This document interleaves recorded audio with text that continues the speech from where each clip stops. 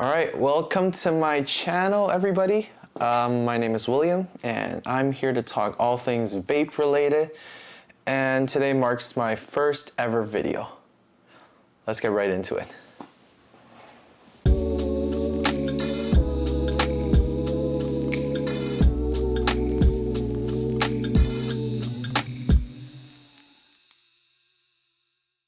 All right, today we brought in the Aeglos pod system by UWell.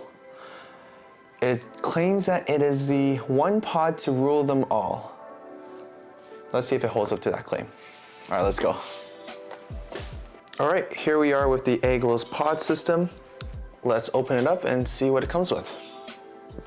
Upon opening, we are greeted with the standard manual and warning cards, the device, extra coil, and a charging cable. Now onto the device. The Aeglos has a 1500 milliamp hour battery with an active range of 5 to 60 watts. The pod itself can hold 3.5 milliliter of liquid, and it is a snap-on design, as you can see, which to me isn't the most robust and durable design in my opinion. Inside the pod we have the pre-installed 0.23 ohm mesh coil for all you direct long vapors out there, with a recommended wattage of 40 to 45 watts. And for all the MTL vapors, it does come with a 0.8 ohm coil for MTL, and it is recommended at 20 to 23 watts. All right, the pod itself is a top fill, as you can see. Will the camera focus? All right, there we go. So a top fill design with a insert design coil replacement. All right.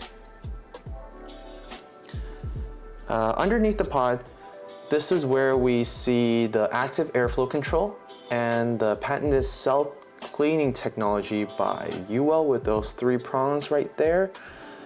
On their official website, they claim that it can absorb the condensation through regular usage and re-vaporizing it, so you don't need to worry about leakage and keeping the device clean.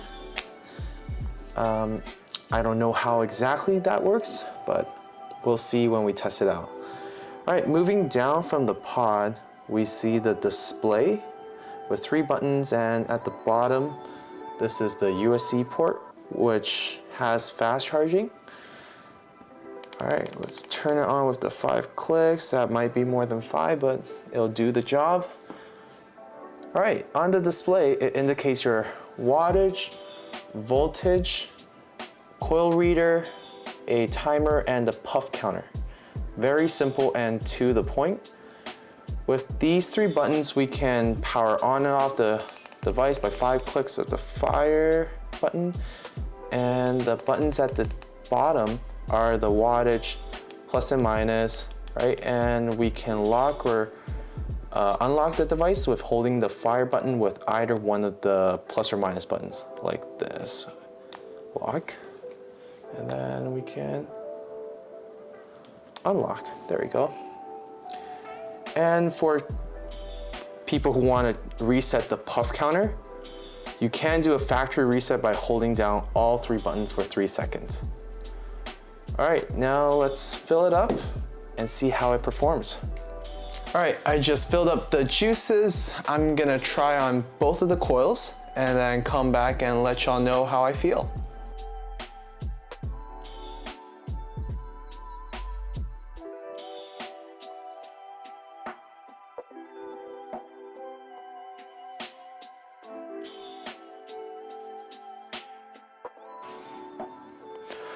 I just finished trying out both of the coils.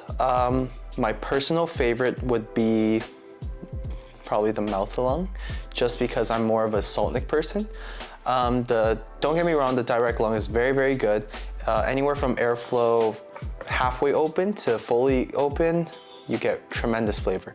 The MTL is where, in my opinion, it shines the most. It's a warmer vape, which is what I like, but the flavor is very dense. You need to have the airflow dialed down quite a bit, basically fully closed, just not quite. Anything that's fully closed or wide open, the flavors are very muted. So the best spot, in my opinion, would be just a little bit open from fully closed. I'm gonna use this device for the next couple of days. Both of the coils.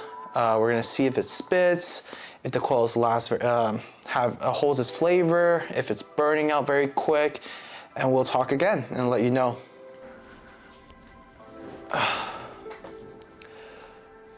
All right, so it's been roughly 6 days since I first received the Aeglos, and after using it solely as my only device for the past 6 days, there's a couple of things I want to go over. First thing is the coil. Direct lung coil is extremely durable. I went through approximately 4 to 5 tanks already, and not a sign of browning, which is ridiculous. I don't vape very sweet juices, just to let you know, but it has not browned at all. Flavor has not dimmed, has no muted flavors. It's been great. Melt to lung, on the other hand, I went through about 3 to 4 tanks as well. That's approximately 11 to 15 mils of juice, which is almost half a bottle of salt nick juice that we get here in Canada, which is great in my opinion, honestly.